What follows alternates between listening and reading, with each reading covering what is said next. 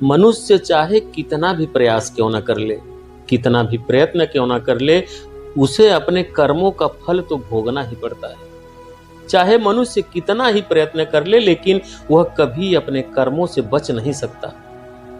दोस्तों, आज इस कहानी से हम समझेंगे कर्मों का खेल। आखिर अच्छे कर्मों का फल अच्छा और बुरे कर्मों का फल बुरा कैसे होता है। एक नगर में एक लालधर नाम का एक युवक रहता था। वह बहुत धनवान था, लेकिन एक घटना की वजह से उसका सब कुछ नष्ट हो गया, खत्म हो गया। वह पूरी तरह बर्बाद हो गया। उसके पास कुछ नहीं बचा। अब उसके पास केवल 5 स्वर्ण मुद्राएं बची थी। तो उसने सोचा कि अगर मैं इस नगर में रहूंगा तो मेरा कुछ नहीं होने वाला। यही सोचकर वह उन 5 स्वर्ण मुद्रा को लेकर दूसरे नगर के लिए रवाना हो गया। जब वह दूसरे नगर के लिए जा रहा था तो उसे रास्ते में एक महात्मा मिले। वह महात्मा बहुत ज्ञानी थे। उनके ज्ञान की चर्चा चारों तरफ फैली हुई थी। वह युवक महात्मा के पास गया और बोला, महात्मा जी, आप कहाँ जा रहे हैं। महात्मा ने उससे कहा कि मैं यही पास के नगर में जा रहा हूं। उस युवक ने सोचा कि चलो अच्छा हुआ, साथ में मेरा भी सफर कट जाएगा। महात्मा ने उस युवक से पूछा कि बच्चा, तुम कहाँ जा रहे हो। तब उस युवक ने कहा कि महाराज, मैं पास के नगर में व्यापार करने के लिए जा रहा हूं। अब मेरे पास केवल 5 स्वर्ण मुद्राएं बची है, उन्हीं से मैं एक नया व्यापार शुरू करूंगा। इसके बाद उस युवक ने महात्मा को सारी बात बताई। फिर महात्मा के साथ साथ चलने लगा। थोड़ी दूर चलने के बाद उसे खामोशी अखरने लगी, क्योंकि महात्मा चुपचाप अपने मार्ग पर चले जा रहे थे। उस युवक ने कहा, महाराज, आप चुपचाप क्यों चल रहे हैं। इससे तो रास्ता बड़ा लंबा हो जाएगा। आप मुझे कोई ऐसी कहानी सुनाइए जिससे यह सफर आराम से कट जाए और मेरे मन को शांति मिल जाए। उसके बाद वह महात्मा बोले, बच्चा, मैं कहानी तो सुना दूंगा, लेकिन मेरी कहानी सुनने के पैसे लगते हैं। मैं एक कहानी सुनाने के बदले में 1 स्वर्ण मुद्रा लेता हूँ। महात्मा की बात सुनकर उस युवक ने सोचा कि मेरे पास तो केवल 5 स्वर्ण मुद्रा है, जिसमें से 1 स्वर्ण मुद्रा देकर कहानी सुनना क्या बुद्धिमानी होगी। लेकिन यह बड़े ज्ञानी हैं, हो सकता है इनकी कहानी सुनकर मुझे धन कमाने का कोई उपाय मिल जाए। फिर कुछ सोच समझकर उसने 1 स्वर्ण मुद्रा महात्मा जी को दिया और बोला, लीजिए महाराज, लेकिन आपसे एक प्रार्थना है कि आप जो भी कहानी सुनाएं वह सच्ची हो। महात्मा बोले, ठीक है बेटा। महात्मा ने कहा, बेटा, जो भी, जैसा भी और जितने दिन के लिए भी तुम्हें काम मिले, वह काम तुम तुरंत कर लेना। महात्मा की बात सुनकर लालधर उनसे बोला, ठीक है महाराज, मैं आपकी यह बात ध्यान में रखूंगा। आप कहानी सुनाइए। महात्मा बोले, कहानी तो खत्म हो गई। महात्मा बोले, कहानी तो खत्म हो गई। तब युवक ने कहा, यह कैसी कहानी थी महाराज। आपने जो बात कही है वह तो उपदेश था। तब महात्मा ने कहा, बेटा, यदि मेरे इस उपदेश को तुम याद रखोगे तो हमेशा फायदे में रहोगे। फिर महात्मा ने उस युवक से कहा कि चलो ठीक है, मैं तुम्हें दूसरी कहानी सुनाता हूं, निकालो 1 और स्वर्ण मुद्रा। कुछ सोच समझकर लालधर ने 1 और स्वर्ण मुद्रा महात्मा को दिया और कहा, कहानी सुनाओ महाराज। तब महात्मा कहने लगे कि बेटा, कभी किसी दूसरे के हक पर छल, कपट, ईर्ष्या से अधिकार मत करना। दूसरे की वस्तु को मिट्टी के बराबर समझना और अपनी नीयत कभी उस पर खराब मत करना। यह सुनकर वह युवक बोला, फिर महाराज। तो महात्मा जी ने जवाब दिया कि फिर क्या, बस कहानी खत्म हो गई। तब उस युवक ने कहा, महाराज, आपने तो इस बार भी बस उपदेश दिया। तब उस महात्मा ने उससे कहा, बेटा, मेरे उपदेश बड़े कीमती हैं। फिर कुछ सोच समझकर उस युवक ने उनसे कहा, महाराज, यह लो तीसरी स्वर्ण मुद्रा और मुझे अगला उपदेश सुनाओ। महात्मा बड़े प्रसन्न हुए और बोले, बेटा, जीवन में कभी भी भूल कर भी किसी का रहस्य किसी अन्य को मत बताना। फिर उस युवक ने उनसे कहा, महाराज, यह लो मेरे पास 2 स्वर्ण मुद्रा और बची है, मुझे 2 उपदेश और दे दो। फिर महात्मा ने चौथा उपदेश दिया और कहा, बेटा, तुम चाहे कितने ही आवश्यक कार्य से कहीं पर जा रहे हो, लेकिन यदि रास्ते में कोई तुम्हें बुलाकर प्रेम से बैठाता है तो उसकी बात ध्यान से जरूर सुनना, ठुकराना नहीं, चाहे तुम्हारा लाखों का ही नुकसान क्यों ना हो जाए। और 5वां उपदेश, दूराचारी स्त्री का कभी जीवन में विश्वास मत करना, क्योंकि उसके दिल और दिमाग का कोई ठिकाना नहीं होता। इतनी बातचीत के बाद वह दोनों काफी दूर निकल आए। तब महात्मा ने कहा, अच्छा बेटा, अब तुम्हारा और मेरा रास्ता अलग हो गया। अब मैं अपने रास्ते जाता हूं और तुम अपने रास्ते जाओ, और मेरे बताए यह 5 उपदेश कभी भूलना मत। तब लालधर ने उनसे कहा, महाराज, मैं आपकी बातों को हमेशा याद रखूंगा। और इसके बाद वह महात्मा अपनी राह पर चले गए और लालधर अपने रास्ते पर चलने लगा और सोचने लगा कि महाराज की कही गई बातें अवश्य ही उपयोगी सिद्ध होगी, परंतु महाराज मुझे यह उपदेश बिना कोई पैसे लिए भी तो बता सकते थे। आखिर उन्होंने मुझसे पैसे क्यों लिए? उन्हें पैसों की क्या आवश्यकता है? फिर उसने सोचा कि कोई बात नहीं, बाद में मैं इस बारे में उनसे पूछ लूंगा। और चलते चलते वह एक नगर में पहुंचा। अब उसके पास कोई धन नहीं था, इसलिए वह कोई व्यापार भी नहीं कर सकता था। वह नौकरी की तलाश में लोगों से पूछने लगा और वहां पर उसे दिनेश नाम का एक युवक मिला। उसने लालधर से कहा कि भाई, मैं यहाँ पर महाराज के यहाँ नौकरी करता हूँ। मेरा काम घोड़ों की देखभाल करना है, लेकिन मेरी माँ बहुत बीमार है, इसलिए मुझे 1 माह की छुट्टी चाहिए ताकि मैं अपनी माँ के पास जा सकूं। अगर तुम मेरी जगह 1 महीने तक काम करने के लिए तैयार हो तो चलो मेरे साथ। दिनेश की बात सुनकर लालधर को उन महात्मा का उपदेश याद आ गया कि जो भी जितने दिनों के लिए भी तुम्हें काम मिले उसे तुरंत कर लेना। यही सोचकर लालधर दिनेश के साथ तुरंत चल दिया। फिर दिनेश लालधर को लेकर राजा के पास गया। वह राजा बड़ा पराक्रमी था, वह दानी भी था। उसकी एक बेटी थी जो कि बहुत सुंदर थी।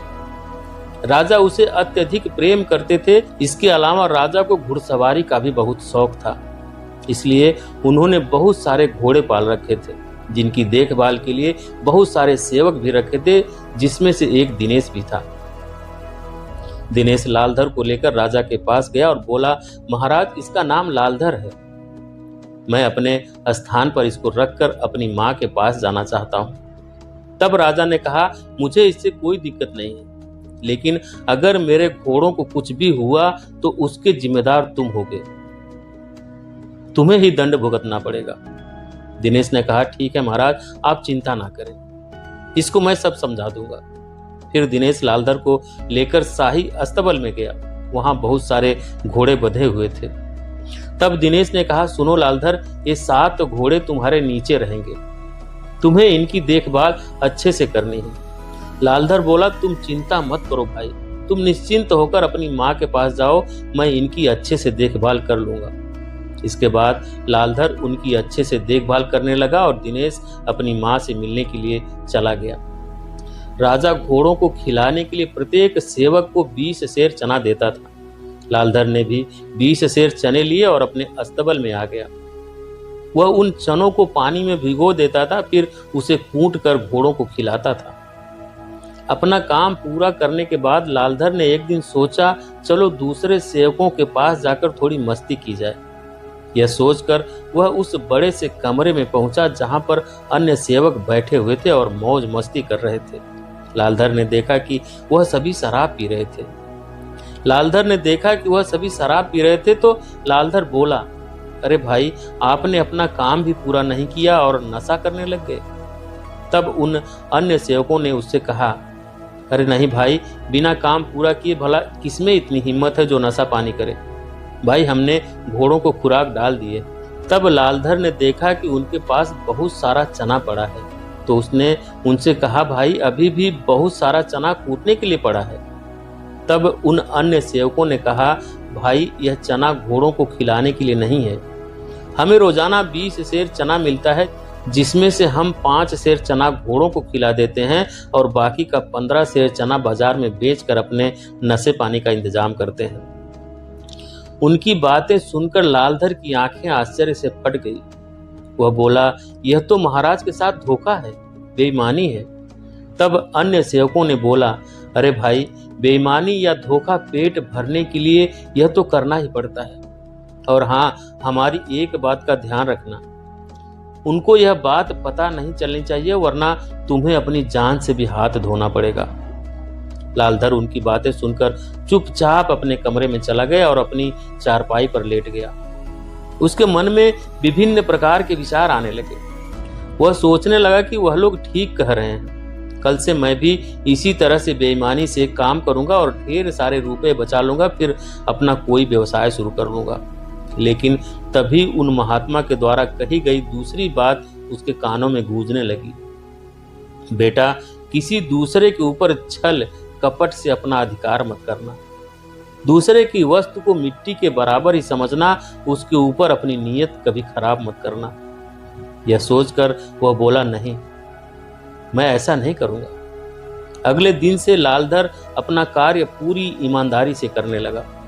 उसकी अच्छी देखभाल से उसके घोड़े 1 महीने के भीतर ही अस्तबल के सबसे सुंदर और तंदुरुस्त और ताकतवर घोड़े बन गए।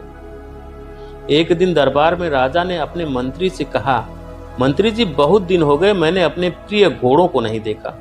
आप सेवकों को यह सूचित कर दो कि वह सब अपने घोड़ों को लेकर शाही मैदान में आ जाएं।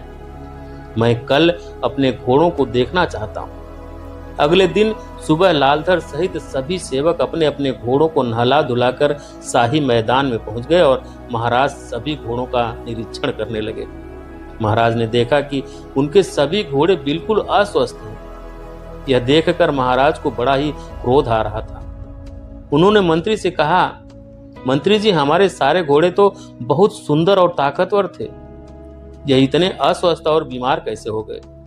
तभी मंत्री ने कहा, महाराज, मुझे लगता है सभी सेवकों ने इसकी देखभाल अच्छे से नहीं की।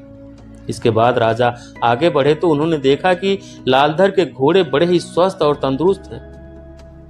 यह देखकर राजा की आंखों में चमक आ गई और लालधर को शाबाशी देते हुए बोले, तुम कल राजमहल में आओ, मुझे तुमसे कुछ बात करनी है। राजा का आदेश पाकर अगले दिन लालधर राजा के पास गया। तब राजा ने उससे कहा, लालधर, तुम वही हो ना जो दिनेश के साथ आए थे? तब लालधर ने कहा, हाँ महाराज, मैं वही हूं। तब महाराज बोले, लालधर, मैं तुम्हारी सेवा से बड़ा प्रसन्न हूं, इसलिए मैंने तुम्हें यहाँ पर यह जानने के लिए बुलाया है कि केवल तुम्हारे ही घोड़े इतने सुंदर और स्वस्थ कैसे हैं? बाकी सेवकों के घोड़े इतने अस्वस्थ क्यों हैं, जबकि सबको एक सा भोजन दिया जाता है, सबकी एक सी देखभाल होती है। तब कुछ सोच समझकर लालधर ने कहा, महाराज, आपके प्रश्न का उत्तर मैं तभी दे सकता हूं जब बाकी सभी सेवक यहाँ पर मौजूद हों। इसके बाद राजा ने कहा, ठीक है, सभी सेवकों को यहाँ पर बुलाया जाए।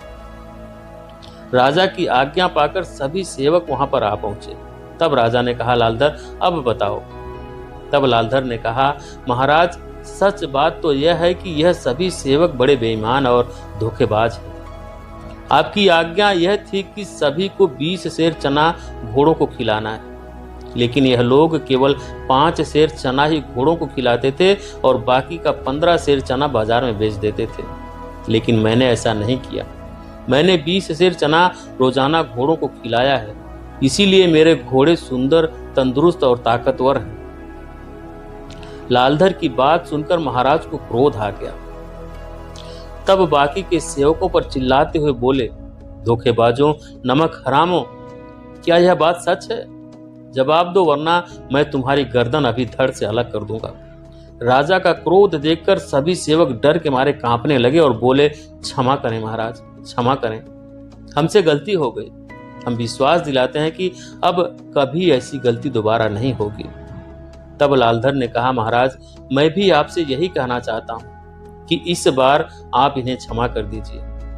लालधर के कहने पर राजा ने उनको माफ कर दिया और लालधर से कहा, मैं आज से तुम्हें अस्तबल का मुख्य निरीक्षक घोषित करता हूं। आज से तुम्हारा काम इन सभी की हरकतों पर निगरानी रखने का होगा, जिसकी पगार तुम्हें 500 स्वर्ण मुद्रा मिलेंगे और साथ ही भोजन और रहने का स्थान भी मिलेगा। यदि इनमें से अब की बार कोई मुट्ठी भर चना भी गायब करे तो इसकी सूचना मुझे देना। लालधर ने कहा, ठीक है महाराज। फिर राजा ने उसको एक हीरे की अंगूठी दी और कहा, तुम इस अंगूठी को दिखाकर बिना किसी रोक टोक के मुझसे मिलने राजमहल में आ सकते हो। इसके बाद लालधर और बाकी के सेवक महल से बाहर आ गए। तब लालधर ने बाकी सेवकों से कहा, भाई इस बार तो मैंने तुम्हें बचा लिया, लेकिन अगली बार तुमने कोई गड़बड़ी की तो तुम्हें कठोर दंड मिलेगा। तब यह सुनकर सभी सेवकों ने एक साथ कहा कि नहीं सरकार, अब कोई गड़बड़ी नहीं होगी। उस दिन के बाद से फिर किसी सेवक ने कोई भी बेईमानी नहीं की और पूरी ईमानदारी से अपने काम में लग गए। इसका परिणाम यह हुआ कि जल्द ही सारे घोड़े तंदुरुस्त और स्वस्थ दिखाई देने लगे। यह देखकर राजा भी बड़े प्रसन्न हो उठे और कुछ ही दिन बीतने के बाद दिनेश भी अपने नगर से वापस लौट आया और उसने जब घोड़ों को देखा तो वह हैरान रह गया, क्योंकि सब घोड़े बड़े ही सुंदर और ताकतवर नजर आ रहे थे। तभी बाकी सेवकों ने दिनेश को घेर लिया और सारी कहानी कह सुनाई कि किस तरह लालधर ने उनकी बेईमानी पकड़ ली और खुद मुख्य निरीक्षक बन गया। उनकी बात सुनकर दिनेश ने कहा, अब मैं वापस आ गया हूं, तुम लोग चिंता मत करो, उस लालधर को मैं अवश्य सबक सिखा दूंगा। इसके बाद दिनेश अपने कमरे में चला गया। तब उसने देखा कि कमरा बहुत साफ सुथरा था। इसके बाद वह एक तरफ अपने बिस्तर पर लेट गया और लालधर के आने का इंतजार करने लगा। कुछ देर बाद जब लालधर कमरे में आया तो वह दिनेश को देखकर बड़ा खुश हुआ और उससे बोला, दिनेश भाई तुम कब आए? तब दिनेश ने कहा, मैं अभी कुछ देर पहले ही आया हूँ। इसके बाद दोनों आपस में बात करने लगे। तब लालधर ने उसे सारी घटना बताई जो दिनेश ने पहले से ही जान चुका था। इसके बाद दोनों ने भोजन किया और अपने अपने बिस्तर पर लेट गए। दिनेश को नींद नहीं आ रही थी, वह तो लालधर से बदला लेने के बारे में सोच रहा था। उस रात को आकाश में काले बादल हो रहे थे और जोरों की बिजली कड़क रही थी। इधर राजकुमारी को नींद नहीं आ रही थी, वह अपने कमरे में इधर उधर घूम रही थी। फिर उसने अपने कमरे के एक तख्ते को हटाया जिसके नीचे एक गुप्त रास्ता था। वह तुरंत उस गुप्त रास्ते की सीढ़ियों से नीचे उतरने लगी। उधर तेज बिजली कड़कने की आवाज सुनकर लालधर की नींद टूट गई और वह सोचने लगा कि जरा मैं घोड़ों को संभाल कर आता हूं, कहीं सेवकों ने उन्हें बाहर ही तो नहीं छोड़ दिया। यही सोचकर वह अस्तबल के बाहर चला गया। तभी एक लकड़ी का तख्ता एक तरफ हटा, उसमें से राजकुमारी निकलकर बाहर आई। असल में यह उसी गुप्त रास्ते का दूसरा हिस्सा था जो राजकुमारी के कमरे से लेकर दिनेश के कमरे तक खुलता था। इस गुप्त रास्ते से राजकुमारी निकली और दिनेश को उठाने लगी। दिनेश घबरा कर उठ गया और बोला, राजकुमारी तुम इस समय यहाँ क्यों आई हो? जल्दी वापस लौट जाओ, यहाँ पर लालधर है। लेकिन तभी दिनेश ने देखा कि लालधर वहां पर नहीं था। वह बोला, ना जाने यह लालधर कहाँ चला गया। यह सुनकर राजकुमारी बोली, कौन लालधर? इसके बाद दिनेश ने राजकुमारी को लालधर के बारे में सब कुछ बता दिया। असल बात यह थी कि दिनेश और राजकुमारी का प्रेम प्रसंग चल रहा था जिसके बारे में किसी को कोई सूचना नहीं थी। राजकुमारी ने कहा, तुम चिंता मत करो दिनेश, मेरे रहते हुए तुम्हें कोई नीचा नहीं दिखा सकता है। तुम कल सुबह देखना कि मैं उसे कैसे मजा चखाती हूँ। इधर जब लालधर अपने घोड़ों का निरीक्षण करने के बाद वापस लौटा तो कमरे के भीतर से आ रही आवाजों को सुनकर वह हैरान रह गया और अपने कमरे के बाहर खड़ा होकर सोचने लगा कि इतनी रात में दिनेश किस स्त्री से बातें कर रहा है। दरवाजा बंद था, इसलिए लालधर ने सावधानी के साथ खिड़की के भीतर की तरफ झांका और राजकुमारी को देखकर वह हैरान रह गया और सोचने लगा, हे भगवान, यह मैं क्या देख रहा हूँ? राजकुमारी सेवक दिनेश के साथ क्या कर रही है? मुझे इसी समय महाराज को यह खबर बता देनी चाहिए। यह दिनेश तो महाराज की पगड़ी उछालना चाहता है। तभी उसके कान में महात्मा की कही गई बात गूंजी, बेटा लालधर, अपने जीवन में कभी किसी का रहस्य किसी दूसरे को मत बताना, वरना खुद ही मुसीबत में फंस जाओगे। यही सोचकर वह कमरे के बाहर ही छुपकर राजकुमारी के जाने का इंतजार करने लगा। कमरे में अंदर दिनेश ने राजकुमारी से कहा, राजकुमारी, अब काफी समय हो गया है, वह लालधर किसी भी समय आ सकता है, तुम वापस महल लौट जाओ। इसके बाद राजकुमारी उसी गुप्त रास्ते से अपने कमरे में लौट गई। इसके बाद दिनेश चुपचाप अपने बिस्तर पर लेट गया और जब लालधर ने काफी इंतजार करने के बाद भी देखा कि राजकुमारी कमरे से बाहर नहीं निकली, तो उसने खिड़की के भीतर से देखा, फिर देखा कि राजकुमारी भीतर नहीं थी। कुछ सोच समझकर उसने दरवाजा खोला और मन में बोला, आश्चर्य है, दरवाजा भी खुला है, यह सब क्या चक्कर है। फिर वह चुपचाप अपनी चारपाई पर लेट गया और सोचने लगा, इस कमरे में कोई गुप्त मार्ग है जहां से राजकुमारी आई और चली गई। फिर उसने कहा, कल सुबह मैं इसका पता लगाऊंगा। दूसरी तरफ राजकुमारी अपने कमरे में पहुंच गई और वहां पहुंचकर जोर जोर से चिल्लाने लगी, बचाओ बचाओ, मुझे बचाओ। राजकुमारी की चीख सुनकर राजा दौड़े दौड़े आए और बोले, क्या हुआ बेटी।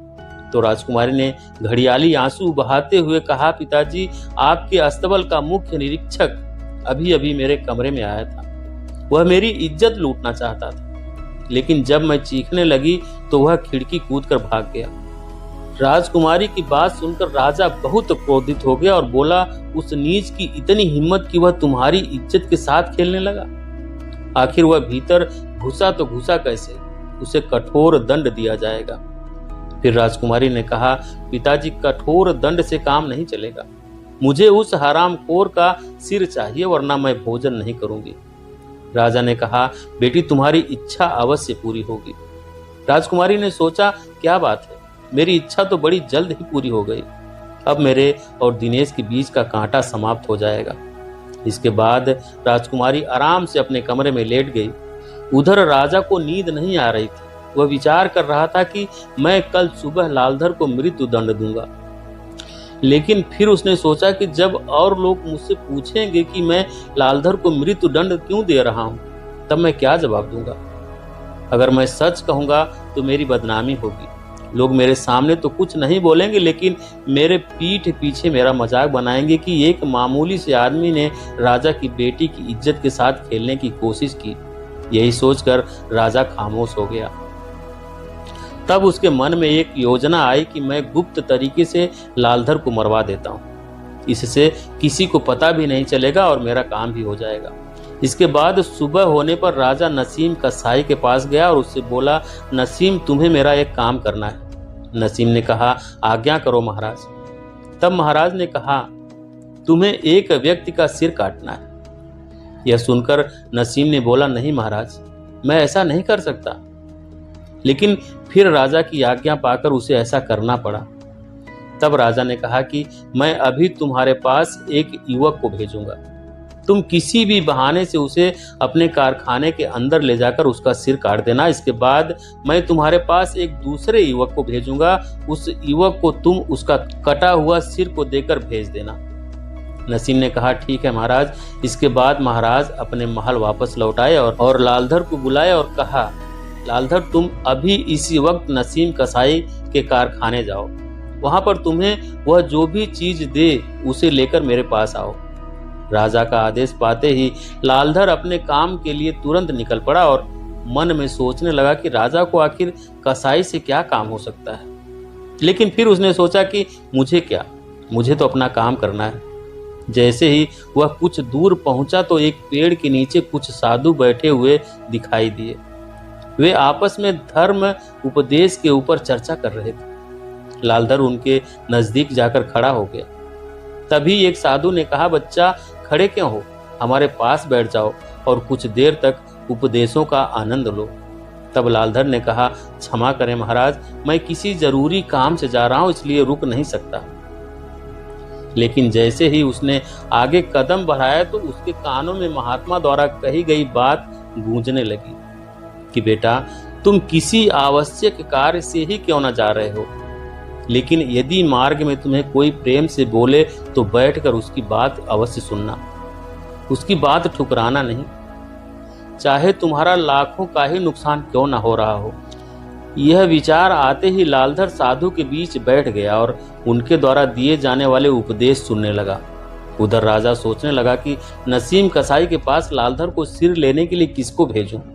तभी राजा की दृष्टि दिनेश पर पड़ी। उन्होंने दिनेश को बुलाया और कहा, दिनेश, तुम इसी वक्त नसीम कसाई के कारखाने में जाओ और जो भी चीज वह तुम्हें दे उसे लेकर मेरे पास आओ।